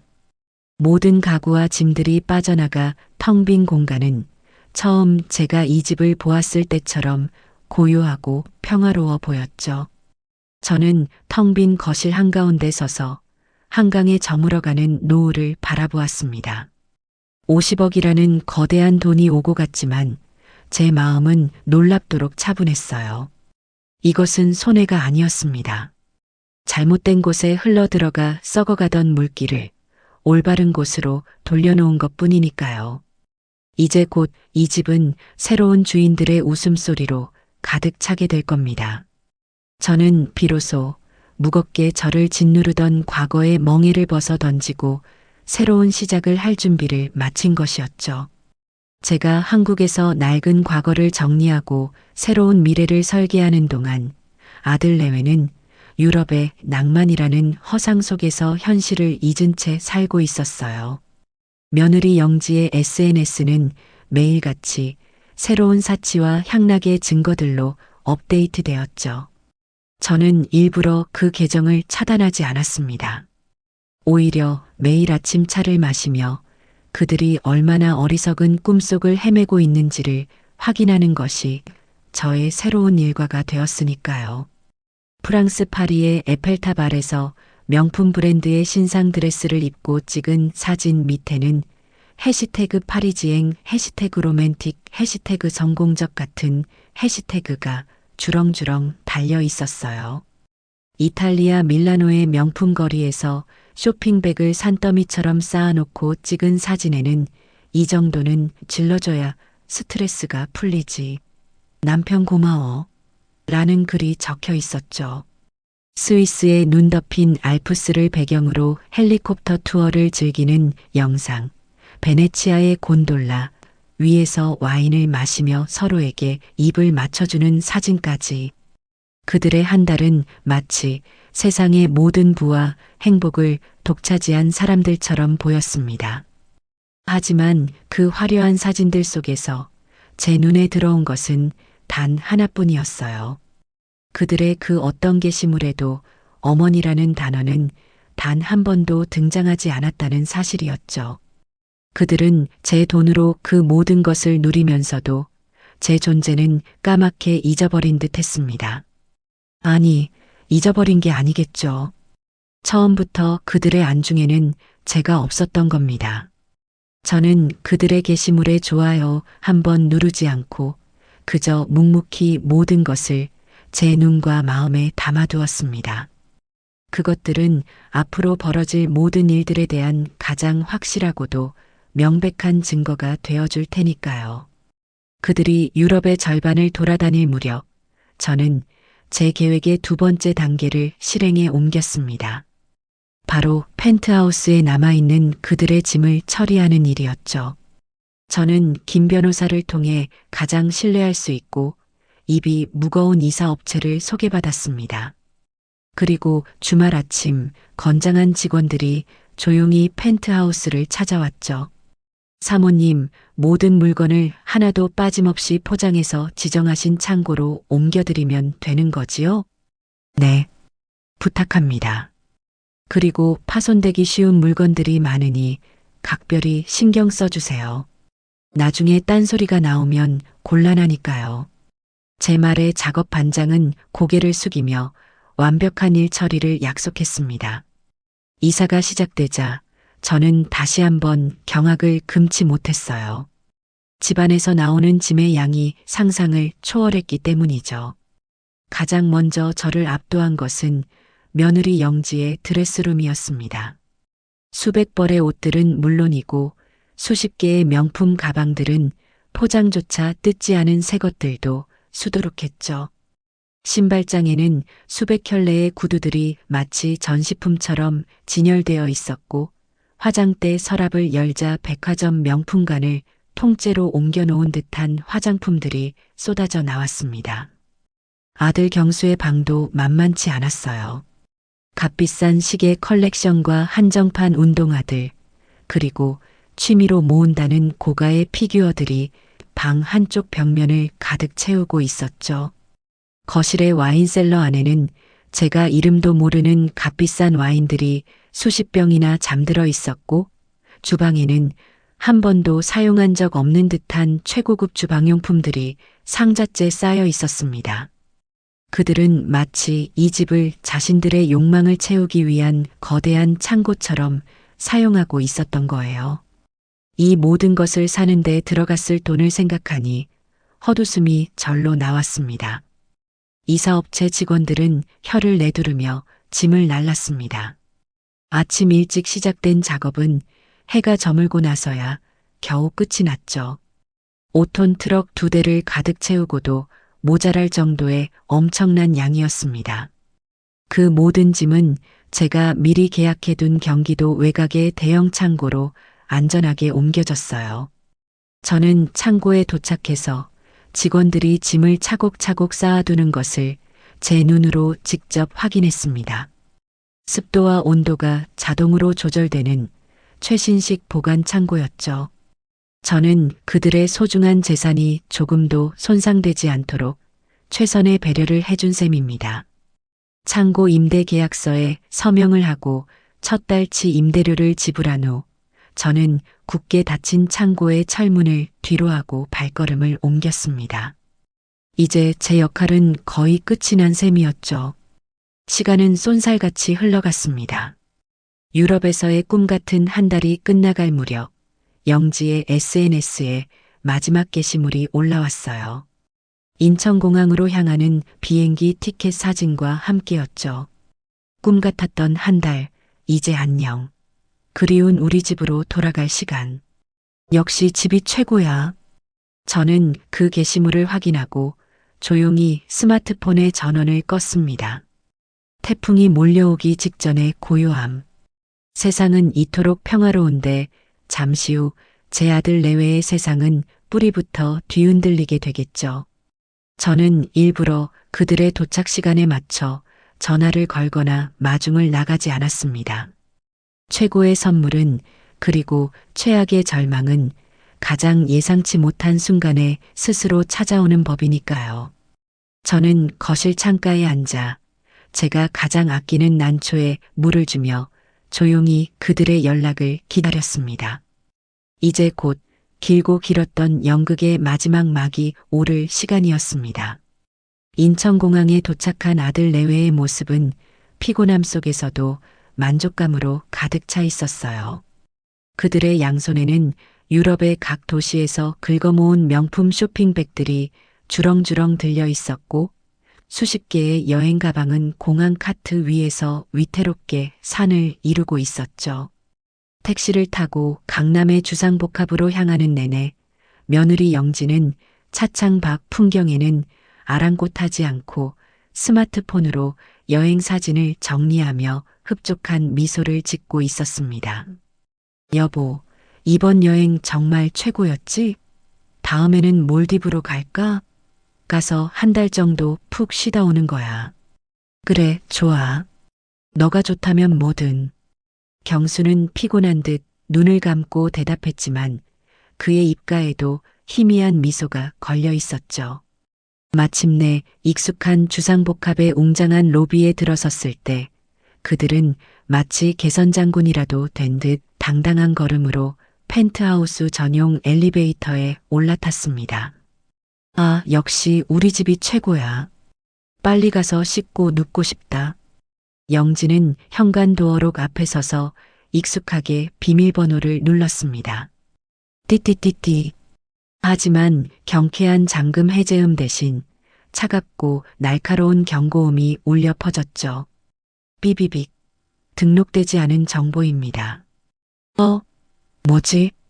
영지는 미간을 찌푸리며 다시 한번 비밀번호를 눌렀어요. 결과는 마찬가지였습니다. 옆에 서 있던 경수가 짜증 섞인 목소리로 말했죠. 너가 또 비밀번호 바꿨어? 바꾸고 나한테 말 안 해준 거 아니야? 내가 왜 바꿔? 당신이 바꾼 거 아니고. 하여튼 중요한 건 맨날 까먹는다니까. 두 사람은 서로에게 책임을 떠넘기며 몇 번이고 다시 비밀번호를 눌러보았지만 도어록은 묵묵부답이었습니다. 한 달간의 여행으로 쌓인 피로와 짜증이 한꺼번에 몰려왔죠. 결국 영지는 참지 못하고 인터폰을 통해 관리사무소를 호출했습니다. 여기 펜트하우스인데요. 지금 도어록이 작동을 안 해요. 와서 좀 확인해 주세요. 잠시 후 관리사무소 직원의 목소리가 스피커를 통해 흘러나왔습니다. 하지만 그 내용은 그들의 예상을 완전히 벗어나는 것이었죠. 네, 펜트하우스 말씀이십니까? 혹시 성함이 어떻게 되시는지요? 우리 몰라요? 최경수, 이영지요. 여기 사는 사람이잖아요. 영지의 신경질적인 대답에 직원은 잠시 무언가를 확인하는 듯 침묵하더니 이내 아주 조심스러운 목소리로 말했습니다. 저 고객님, 저희 전산 기록상으로는 펜트하우스 현재 거주자는 최경수, 이영지님이 아니신데요. 어제부로 김선우님 가족분들이 새로 이사를 오신 걸로 되어 있습니다만. 네, 지금 뭐라고요? 장난해요? 우리가 주인인데 무슨 새로운 주인이 이사를 와요. 영지의 고함에 직원은 더욱 난처한 목소리로 대답했습니다. 그게 저희도 한 달 전쯤 집주인 되시는 정연자 사모님께 직접 연락을 받았습니다. 집이 매매되었으니 새로운 집주인분들의 이사를 잘 도와달라고요. 자세한 사항은 집주인분께 직접 문의해 보시는 게 좋을 것 같습니다. 정연자. 제 이름이 언급되자 두 사람은 순간 얼어붙은 듯 아무 말도 하지 못했습니다. 상황 파악이 되지 않는 듯 서로의 얼굴만 멍하니 쳐다보았죠. 잠시 후 정신을 차린 경수가 주머니에서 허둥지둥 스마트폰을 꺼내 제게 전화를 걸었습니다. 그의 목소리는 분노와 당혹감으로 심하게 떨리고 있었죠. 여보세요. 엄마, 이게 지금 어떻게 된 일이야? 누가 우리 집을 팔아? 엄마가 판 거야? 수화기 너머로 들려오는 아들의 다급한 고함에 저는 아주 차분하고 나지막한 목소리로 대답해 주었습니다. 아들아, 말을 바로 해야지. 우리 집이 아니라 내 집이었단다. 제 대답에 경수는 순간 말을 잃었습니다. 그 짧은 침묵 속에서 그는 무언가 거대한 것이 잘못되었다는 것을 직감했겠죠. 그 순간 며느리 영지가 경수의 손에서 전화기를 거칠게 빼앗아 들고 제게 악을 쓰기 시작했습니다. 어머니, 지금 저희한테 말 한마디 없이 집을 팔아버리셨다는 거예요? 어떻게 저희한테 이러실 수가 있어요? 이건 명백한 사기예요. 당장 이 계약 무르지 않으시면 제가 어머니를 고소해버릴 거예요. 아세요? 영지의 비명에 가까운 목소리를 들으며 저는 조용히 찻잔을 내려놓았습니다. 그리고 평생 단 한 번도 며느리에게 보여준 적 없는 차갑고 단단한 목소리로 말했죠. 영지야, 너가 법을 잘 모르는구나. 집주인이 자기 소유의 집을 파는 건 세상에서 가장 합법적인 재산권 행사란다. 그리고 사기는 너희가 내게 친 게 사기 아닐까? 아비의 기일은 잊은 채 홍콩에서 밀월 여행을 즐기고 효도 여행을 보내주겠다며 받아간 돈으로 너희 둘만의 크루즈 여행을 즐긴 건 뭐라고 설명해야 할까? 수화기 너머로 영지의 거친 숨소리가 들려왔습니다. 제가 모든 것을 알고 있다는 사실에 그녀는 엄청난 충격을 받은 듯 했죠. 저는 말을 이었습니다. 아, 너희들의 그 소중한 짐들은 걱정하지 말거라. 내가 경기도 외곽에 있는 창고에 안전하게 보관해 두었단다. 주소는 문자로 보내주마.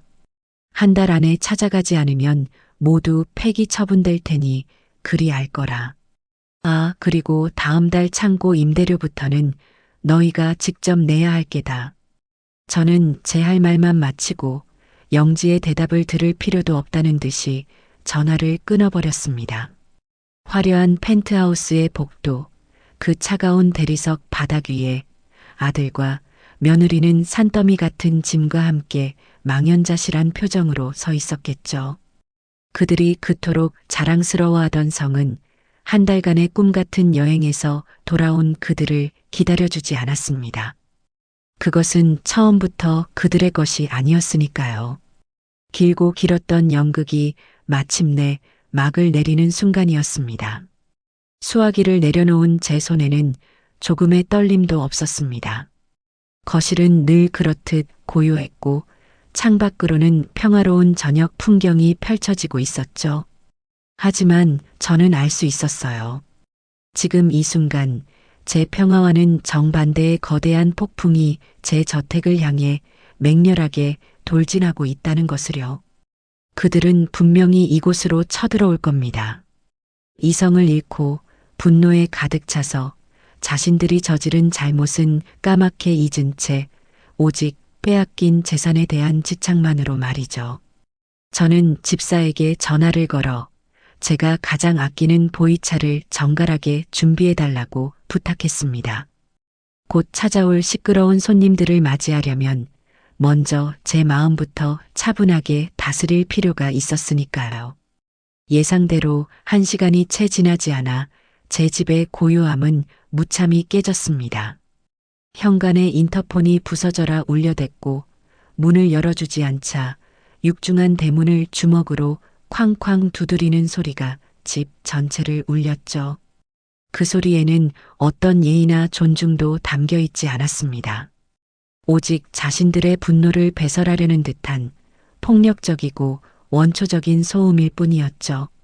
저는 집사에게 문을 열어주라고 지시했습니다. 그리고 저는 거실 소파에 깊숙이 몸을 묻고 김이 모락모락 피어오르는 찻잔을 조용히 들어 올렸습니다.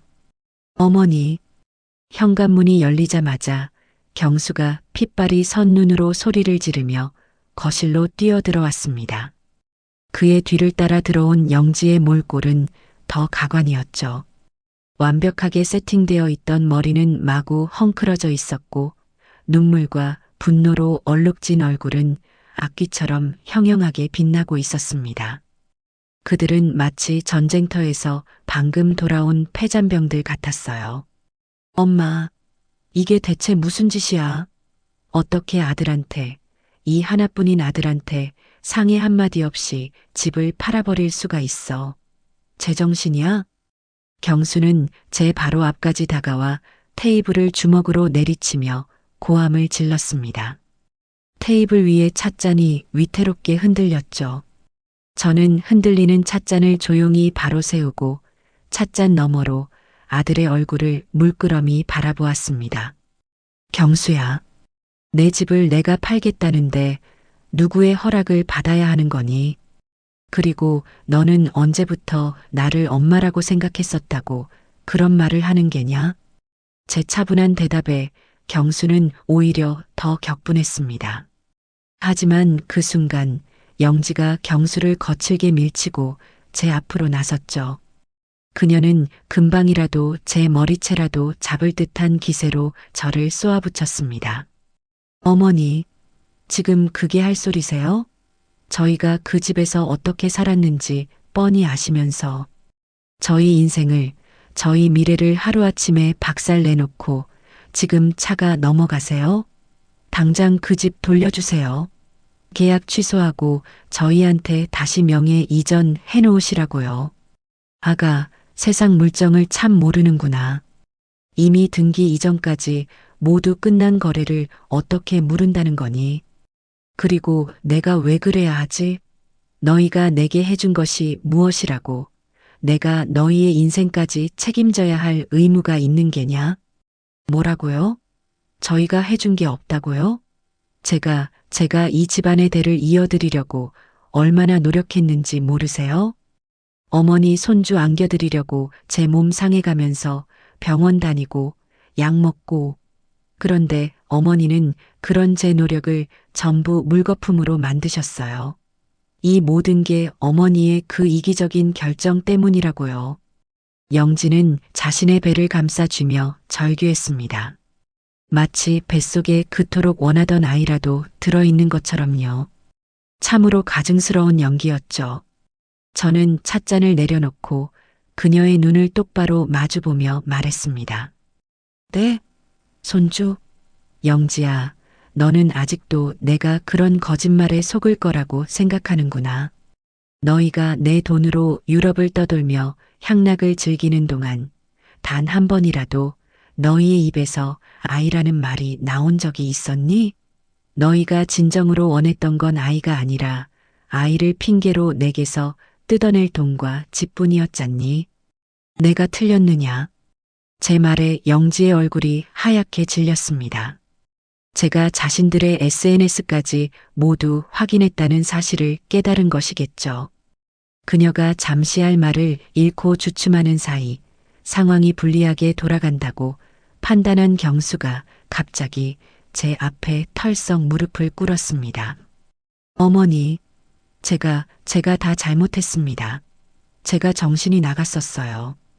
영지가 하자는 대로 끌려다닌 제가 못난 놈입니다. 제발 한 번만 용서해 주세요. 네, 어머니, 저 이대로 길바닥에 나앉으면 정말 죽어요. 아버지께서 하늘에서 보고 계십니다. 어떻게 아들이 이 지경이 되도록 내버려 두실 수 있으세요? 아들은 제 바짓가랑이라도 붙잡을 듯 애원하며 눈물을 흘렸습니다. 하지만 그 눈물에서는 단 한 방울의 진심도 느껴지지 않았죠. 오직 잃어버린 50억짜리 펜트하우스에 대한 미련과 집착만이 끈적하게 묻어나오고 있었습니다. 영지도 경수의 의도를 재빨리 파악하고는 언제 악을 썼냐는 듯이 경수의 옆에 따라 무릎을 꿇고 흐느끼기 시작했어요. 어머니, 저희가 정말 죽을 죄를 지었어요. 철이 없어서 세상 물정을 몰라서 그랬어요. 제발 저희에게 다시 한번 기회를 주세요. 어머니 말씀대로라면 뭐든지 다 할게요. 앞으로 정말 어머니 그림자도 안 밟고 시키는 대로 효도만 하면서 살게요. 제발요, 어머니. 두 사람은 제 발치에 엎드려 통곡하기 시작했습니다. 참으로 볼만한 광경이었죠. 불과 몇 분 전까지만 해도 저를 잡아먹을 듯이 달려들던 그들이 이제는 세상에서 가장 불쌍하고 가련한 피해자가 되어 용서를 구하고 있었습니다. 하지만 그들의 굽은 등과 떨리는 어깨에서는 반성의 기미가 아니라 어떻게든 상황을 되돌려 보려는 교활한 계산만이 엿보일 뿐이었어요. 저는 그들의 가증스러운 연극을 조용히 지켜보다가 나지막이 입을 열었습니다. 일어나거라. 너희들의 그 값싼 동정심 유발은 이제 내게는 조금도 통하지 않는단다. 제 차가운 목소리에 두 사람의 울음소리가 순간 멎었어요. 그들은 고개를 들어 저를 바라보았죠. 그들의 눈에는 당혹감과 함께 마지막 동아줄마저 끊어졌다는 절망감이 떠오르고 있었습니다. 내가 너희에게 50억짜리 집을 사주었을 때 나는 너희에게 단순히 집이라는 건물을 준 것이 아니었다. 나는 너희에게 가족이 될 수 있는 마지막 기회를 준 것이었어. 서로를 아끼고 보듬어주고 어른을 공경하며 진짜 가족으로 거듭날 수 있는 마지막 기회. 하지만 너희는 그 기회를 너희들 발로 쫓아버렸지. 너희는 그 집을 가족의 보금자리로 만든 것이 아니라 너희의 허영과 탐욕을 채우는 유흥의 장소로 만들었다. 너희는 내게서 받은 신뢰를, 돈으로 바꿀 수 없는 그 소중한 가치를 고작 명품 가방 몇 개와 하룻밤의 파티를 위해 쓰레기통에 내던져 버린 거야. 저는 자리에서 일어나 창가로 걸어갔습니다. 아름답게 가꿔진 정원을 바라보며 저는 그들에게 마지막 판결을 내렸죠. 너희가 그토록 궁금해하는 그 집값 50억 원은 이제 더 이상 내 돈이 아니란다. 나는 그 돈 전액을 너희 할아버지이자 내 남편인 최준석 회장의 이름으로 새로 설립한 재단에 기부했다. 네, 제 재단이요? 경수가 믿을 수 없다는 듯 되물었어요. 그의 목소리는 물에 젖은 솜처럼 힘없이 갈라져 나왔죠. 그래, 재단이다. 최준석 희망재단. 너희 할아버지가 평생을 바쳐 이룩한 부가 더 이상 너희처럼 가치 없는 것들을 위해 낭비되는 것을 막기 위해서다. 그 돈은 이제부터 가정 형편이 어렵지만 꿈을 향해 성실하게 나아가는 젊은 청년들을 돕는 데 쓰일 게다. 적어도 그 아이들은 너희처럼 자신들에게 주어진 기회를 배신하지는 않겠지. 제 말을 듣고 있는 아들 내외의 얼굴은 이제 하얗다 못해 잿빛으로 변해 있었습니다. 50억이라는 돈이 자신들이 다시 손에 넣을 수 있는 마지막 희망이 이제는 영원히 다른 세상의 이야기가 되어버렸다는 사실을 깨달은 것이겠죠. 저는 그들에게 다가가 차갑게 식어버린 진실의 마지막 조각을 던져주었습니다. 그리고 너희들의 그 화려했던 짐들. 경기도 외곽의 창고에 보관 중이라고 했지? 주소는 이미 문자로 보내두었다. 정확히 한 달의 시간을 주마. 그 안에 너희들 손으로 직접 모든 짐을 찾아가거라.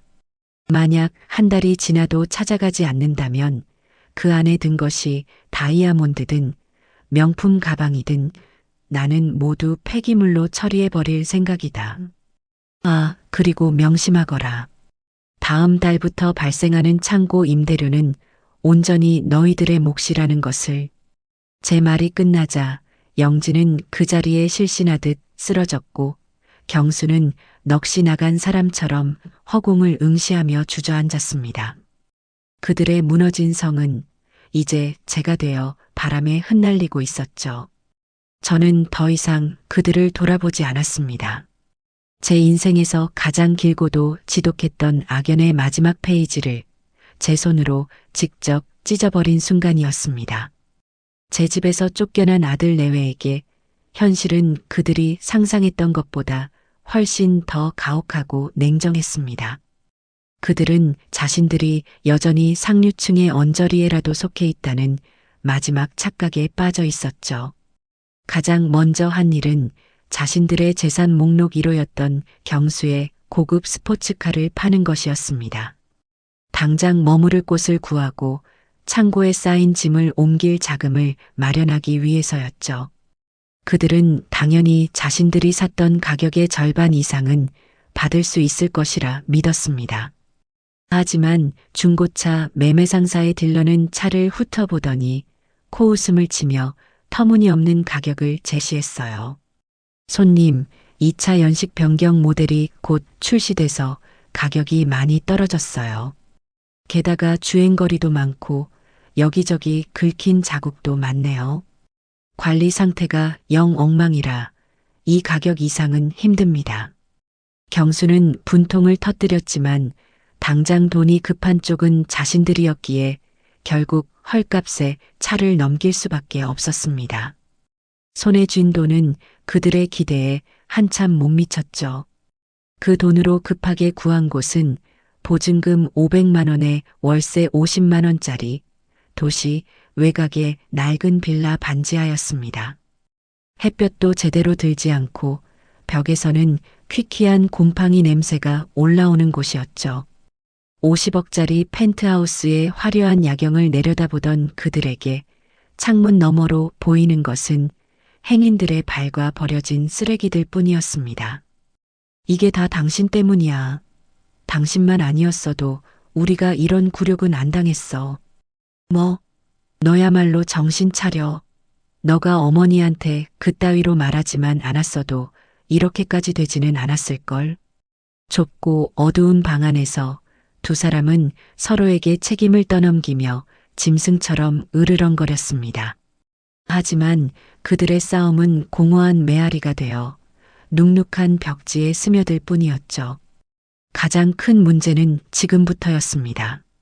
유럽 여행에서 흥청망청 긁어댔던 신용카드 값과 스포츠카에 남은 할부금, 그리고 각종 대출금 고지서가 붉은색 경고 도장을 찍은 채 날아들기 시작했죠. 그 금액은 그들이 감당할 수 있는 수준을 아득히 뛰어넘고 있었습니다. 영진은 마지막 자존심을 걸고 자신의 가장 소중한 보물이었던 명품 가방과 시계들을 처분하기로 결심했어요. 그녀는 얼굴을 가리기 위해 커다란 선글라스를 끼고 강남의 한 중고 명품 매장을 찾았습니다. 예전 같았으면 거들떠보지도 않았을 곳이었죠. 매장 직원은 그녀가 내놓은 물건들을 능숙한 손길로 살펴보더니 무미건조한 목소리로 가격을 매겼습니다. 손님, 이 가방은 시즌이 한참 지난 모델이라 가격이 많이 떨어졌고요. 이건 보증서가 없어서 저희가 매입하기가 좀 그렇네요. 저 시계는 여기에 긁힌 자국이 너무 깊어서. 영진은 자신이 애지중지하며 모셔두었던 보물들이 한낱 중고품으로 취급받으며 값이 매겨지는 것을 참을 수 없었습니다. 아니, 이게 어떤 건데? 내가 이걸 얼마 주고 산 줄 알아요? 이건 한정판이라서 지금은 돈 주고도 못 구하는 거라고요. 그녀가 소리쳤지만 직원은 눈 하나 깜짝하지 않았죠. 손님, 저희는 시세대로 가격을 쳐드릴 뿐입니다. 파시기 싫으시면 그냥 가져가셔도 됩니다. 결국 영진은 울며 겨자 먹기로 자신이 샀던 가격의 10분의 1도 안 되는 헐값에 가방과 시계들을 넘겨야만 했습니다. 그 돈으로는 당장 날아온 카드값의 이자를 막기에도 턱없이 부족했죠. 재정적인 파탄은 곧 사회적인 고립으로 이어졌습니다. 영진은 지푸라기라도 잡는 심정으로 평소 함께 어울리던 친구들에게 전화를 걸어 돈을 빌려달라고 부탁했어요. 하지만 그녀의 예상과는 달리 친구들의 반응은 얼음장처럼 차가웠습니다. 어머, 영지야. 나도 요즘 남편 사업이 어려워서 힘들어. 정말 미안. 우리 지금 발리에 와 있는데 어떡하지? 한국 돌아가려면 아직 멀었는데. 영지야, 너희 어머님이 그렇게 부자신데 왜 우리한테 돈을 빌려? 혹시 무슨 일 있어? 그녀의 불행을 가십거리 삼아 떠보는 친구도 있었죠. 몇 번의 통화 끝에 영진은 깨달았습니다. 그들은 자신의 친구가 아니라 자신의 돈과 배경의 친구였다는 사실을요. 자신이 모든 것을 잃어버린 순간 그들은 미련 없이 등을 돌려버렸습니다. 그녀의 화려했던 SNS는 그날 이후로 단 하나의 게시물도 올라오지 않았어요. 한때는 선망과 질투의 대상이었던 그 공간은 이제 그녀에게 잊고 싶은 과거의 무덤이자 지울 수 없는 치욕의 증거가 되어버렸죠. 결국 그들에게 남은 선택지는 파산 신청뿐이었습니다. 법원에서 모든 재산을 처분하고 채무를 면책받는 절차를 밟으며 그들은 사회적으로 사망 선고를 받은 것이나 다름없게 되었죠. 이제 그 어떤 금융 거래도 할 수 없었고 그들의 이름 앞에는 신용불량자라는 붉은 주홍글씨가 새겨졌습니다. 그 무렵 제가 알려준 한 달의 기한이 거의 다 되어가고 있었어요. 아들 내외는 결국 창고에 쌓인 짐을 처분하기 위해 중고 가구 전문업자를 불렀습니다. 업자는 창고를 가득 메운 짐들을 훑어보더니 혀를 차며 말했죠. 아이고, 이걸 다 언제 정리한대. 요즘 이런 부피 큰 가구들은 돈 주고도 안 가져가요. 우리가 고물값 쳐서 몽땅 가져가 줄 테니 그냥 그렇게 처리하는 게 어때요? 오히려 우리가 인건비 안 받는 걸 고맙게 생각해야 할 판인데. 며느리 영지가 이탈리아에서 직접 공수해 왔다며 자랑하던 최고급 소파도 경수가 자신의 서재를 꾸미겠다며 수입했던 고가의 원목 책상도 그 업자의 눈에는 그저 처치곤란한 대형 폐기물일 뿐이었습니다. 결국 그들의 허영과 욕망이 담긴 수많은 짐들은 트럭 한 대 값도 안 되는 헐값에 몽땅 팔려나갔습니다. 모든 것이 사라진 텅 빈 창고에서 아들 내외는 망연자실한 표정으로 서 있었어요. 그제야 그들은 깨달았겠죠. 자신들이 그토록 집착했던 모든 것들이 사실은 아무런 실체도 없는 신기루에 불과했다는 것을요.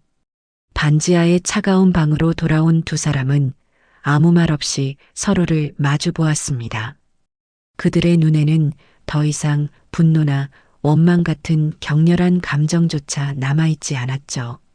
오직 텅 비어버린 공허함과 앞으로 어떻게 살아가야 할지에 대한 막막한 두려움만이 짙게 깔려 있었습니다.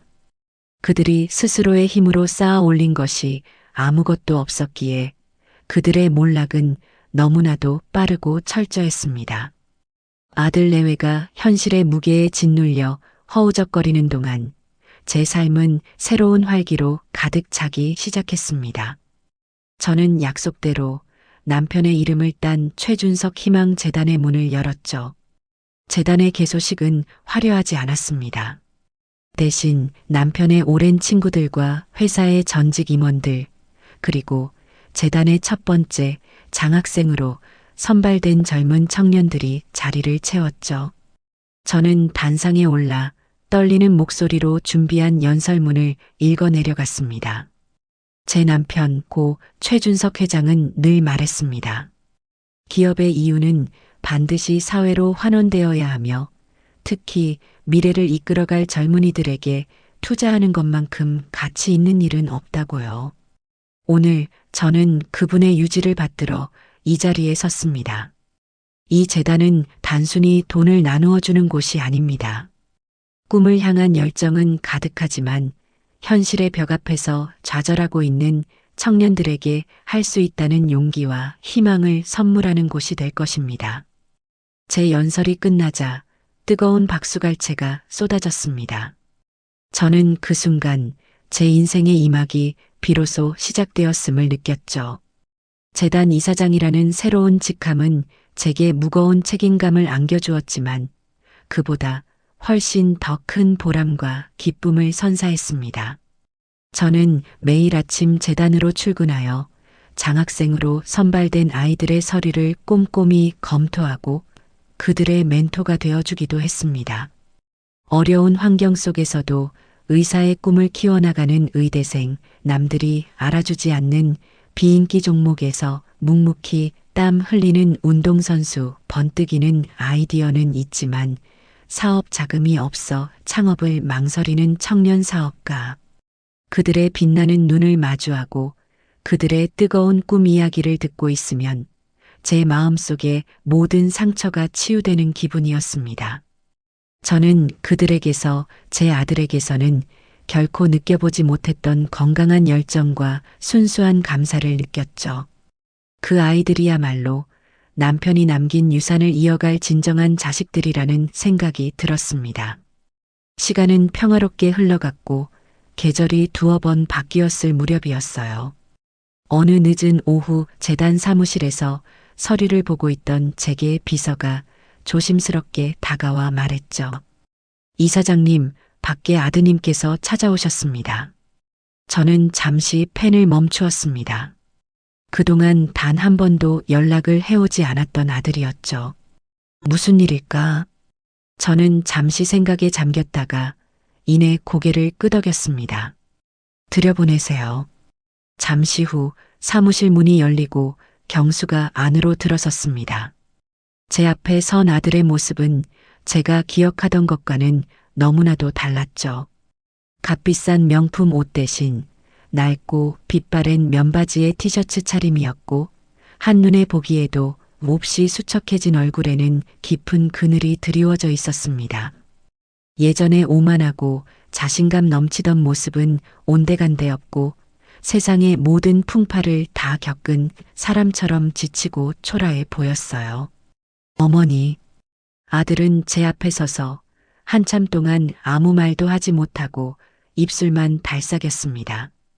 저는 아무런 재촉도 하지 않고 그저 묵묵히 아들을 바라봐 주었죠. 마침내 경수는 결심한 듯 고개를 숙이며 힘겹게 입을 열었습니다. 어머니, 제가 모든 걸 잘못 생각하고 살았습니다.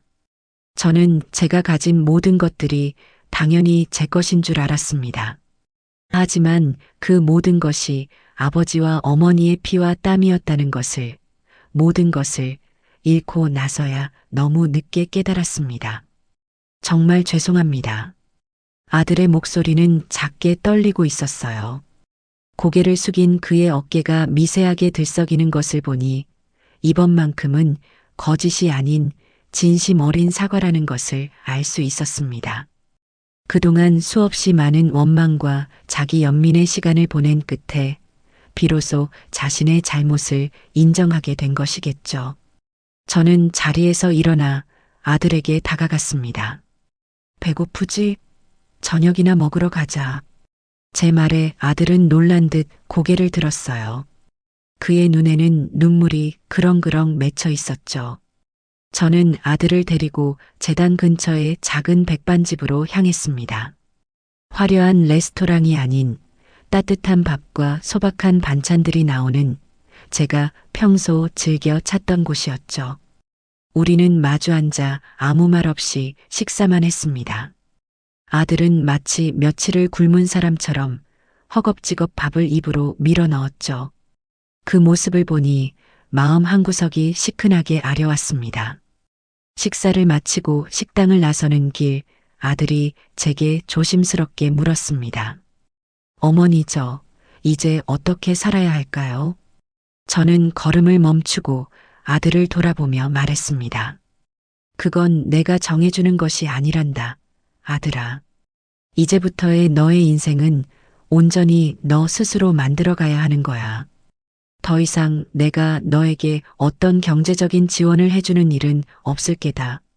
하지만 너가 정말 땀 흘려 일하고 스스로의 힘으로 일어서려 노력한다면 그때는 나도 너를 아들로서 다시 보게 될지도 모르지. 그날 이후로 저는 아들 내외의 삶에 더 이상 관여하지 않았습니다. 풍문으로 들려오는 소식에 의하면 며느리 영지는 작은 가게에서 판매원으로 일하고 있고 아들 경수는 막노동을 하며 하루하루를 힘겹게 살아가고 있다고 했죠. 그들이 다시 예전처럼 서로를 원망하며 살지 아니면 이 시련을 계기로 새로운 사람으로 거듭날지는 오직 그들의 선택에 달려 있을 겁니다. 저는 이제 제 삶에 온전히 만족합니다. 재단의 아이들과 함께 웃고 함께 고민하며 보내는 하루하루가 제게는 더 없는 행복이죠. 저는 가끔 남편의 사진을 보며 조용히 속삭입니다. 여보, 당신이 남겨주신 소중한 유산, 제가 잘 지켜냈지요? 그리고 이제는 더 큰 희망으로 키워나가고 있답니다. 제 인생의 폭풍우는 이제 완전히 지나갔습니다. 제 앞에는 재단의 아이들이 만들어갈 빛나는 미래와 함께 그 어느 때보다